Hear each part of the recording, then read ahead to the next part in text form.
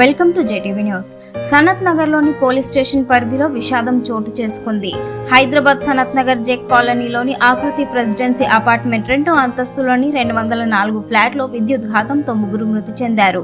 బాత్రూంలో పడి ఉన్న ముగ్గురు మృతదేహాలను ఆదివారం సాయంత్రం కాలనీ వాసులు గుర్తించడంతో ఈ ఘటన వెలుగు చూసింది. దీంతో స్థానికంగా విషాద ఛాయలు అలుముకున్నాయి.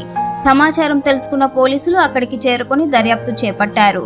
మృతులు ఆర్ వెంకటేష్, మాధవి, హరిగా గుర్తించినట్టు పోలీసులు తెలిపారు.